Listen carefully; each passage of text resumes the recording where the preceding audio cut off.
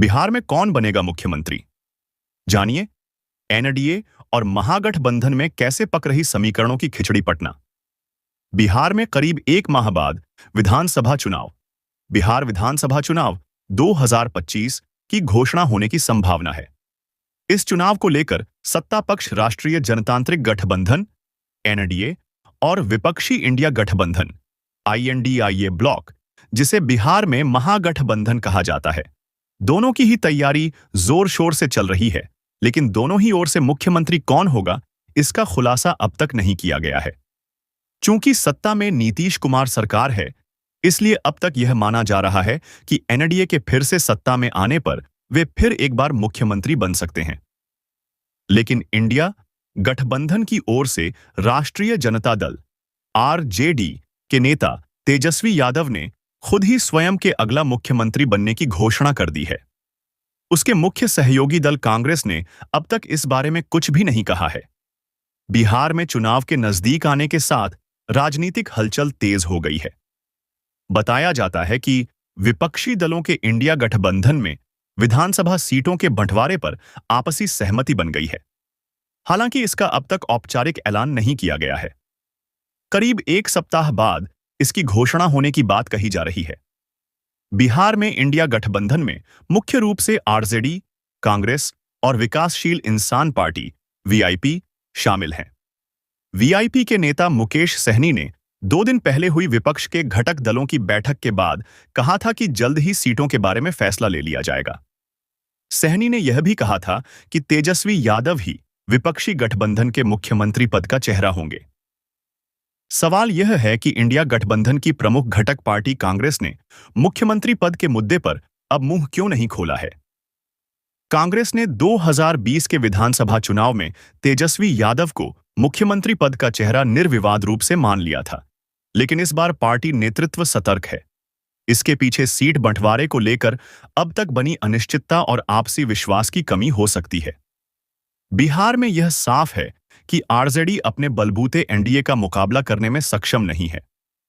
कांग्रेस के बिना इस गठबंधन की चुनावी नया पार होना असंभव है। तेजस्वी यादव कई बार सार्वजनिक मंचों से कहते रहे हैं कि विपक्षी दलों के गठबंधन में कोई दरार नहीं है। उन्हें यह बार बार क्यों कहना पड़ रहा है? वास्तविकता यही है कि इंडिया गठबंधन में अंदरूनी खींचतान जारी है। क्या वास्तव में इंडिया में सीट बंटवारे पर कोई विवाद नहीं? कांग्रेस और आरजेडी के बीच संबंधों को सिर्फ बिहार की राजनीति तक सीमित करके नहीं देखा जा सकता है। इंडिया गठबंधन के अंदर इन दोनों के बीच तनाव पुराना है। पिछले लोकसभा चुनाव के बाद तृणमूल कांग्रेस टीएमसी की नेता ममता बनर्जी राहुल गांधी की जगह इंडिया गठबंधन का नेतृत्व संभालने की आकांक्षी थीं। तब लालू यादव ने उनका समर्थन किया था। कांग्रेस और आरजेडी के रिश्तों में दूरी तभी आ गई थी।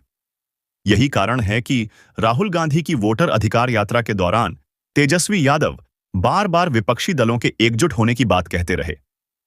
वे परोक्ष रूप से यह संदेश देने का प्रयास करते रहे कि इंडिया गठबंधन में अब मतभेद नहीं है।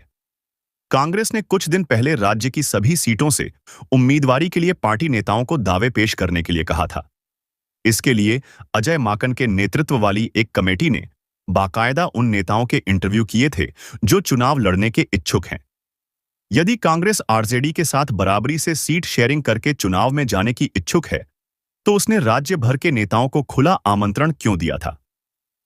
कांग्रेस यह सुनिश्चित करके मैदान में जाना चाहती है कि उसके वही उम्मीदवार चुनाव मैदान में जाएं, जो अच्छे जनाधार वाले हों और जो जीतने का माद्दा रखते हों, चाहे वे किसी भी विधानसभा क्षेत्र से हों।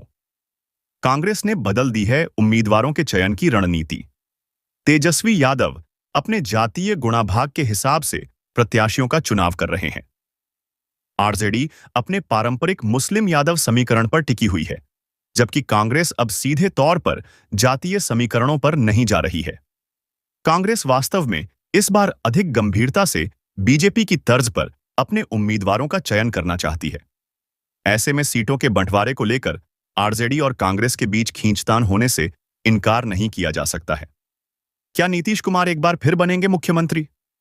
मुख्यमंत्री के चेहरे का सवाल सिर्फ इंडिया गठबंधन में नहीं है, बल्कि सत्तारूढ़ एनडीए की ओर से भी अब तक यह साफ नहीं है कि आगे भी मुख्यमंत्री नीतीश कुमार ही रहेंगे या नहीं। बीजेपी ने राजस्थान, मध्य प्रदेश और दिल्ली में जिस तरह मुख्यमंत्री पद के लिए अप्रत्याशित रूप से नए चेहरों को मौका दिया, वैसा बिहार में क्यों नहीं हो सकता? इस पर तर्क यह हो सकता है कि इन राज्यों में बीजेपी की सरकार है, लेकिन बिहार में गठबंधन सरकार होगी।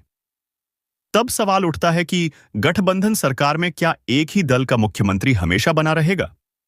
गठबंधन धर्म तो नीतीश कुमार की party Janata Dal United JDU को भी निभाना पड़ेगा, खास तौर पर तब जब उसकी जीती हुई सीटों की संख्या किसी अन्य सहयोगी दल से कम हो। पिछले चुनाव में बीजेपी ने यह धर्म निभाते हुए दरियादिली दिखाई थी, लेकिन क्या वह इस बार भी बलिदान देने को तैयार होगी?